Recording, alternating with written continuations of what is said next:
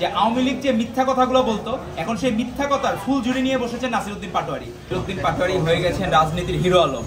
কারণ এই হিরো আলমদের যে ভূমিকা বিভিন্নভাবে মার্কেটে থাকতে হবে, চাওর থাকতে হবে, সেরকমই ধ্যান ধারণা অবলম্বন করছেন নাসিরউদ্দিন পাটোয়ারি।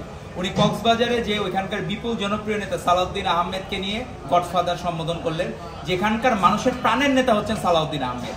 সে সময় আবার ত্রাণকর্তার ভূমিকায় অবতীর্ণ হয়েছে সালাউদ্দিন আহমেদ। উনি প্রপার ওয়েতে তাদেরকে চিটাগাং থেকে বান্দরবনে যাওয়ার ব্যবস্থা করে দিয়েছেন। কারণ সাধারণ মানুষের আবেগ তো অন্য বিষয়, আপনি যদি কন্ট্রোল করতে পারবেন না। মানুষজন 24-এর গণ অভ্যুত্থানে সাধারণ মানুষের যে আবেগ বিভিন্নভাবে চলে এসেছিল, এটা তো আপনি এড়াতে পারবেন না। তো সালাউদ্দিন আহমেদের প্রতি মানুষের যে আবেগ সেটি এড়ানো যাবে না।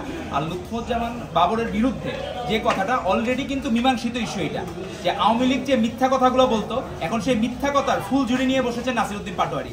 আমার মনে হয় উনি বিভিন্ন এলাকায় জনপ্রিয় নেতাদেরকে বিভিন্নভাবে ফ্রেমিং করার চেষ্টা করছেন মিথ্যা কথা বলে।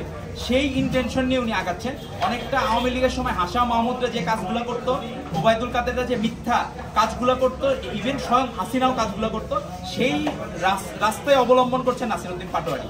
তো আমার মনে হয় এগুলো বেশি দিন মার্কেটে থাকে না, মিথ্যা কথা মানুষ চলে না। 10 ট্রাক অস্ত্র মামলা অলরেডি মীমাংসিত ইস্যু, সেই জায়গা থেকে অলরেডি কিন্তু রায় পেয়েছেন, খালাস পেয়েছেন কিন্তু আপনার আমাদের লুৎফুজ্জামান খান বাবর। সেখানে হিরো আলম হওয়ার যে চেষ্টা করতেছেন রাজনীতিতে নাসিরউদ্দিন পাটোয়ারি, সেটি বাংলাদেশের মানুষ ভালোভাবে নিচ্ছে না। আর এই চেষ্টাটা এটা অপচেষ্টায় বিলীন হয়ে যাবে।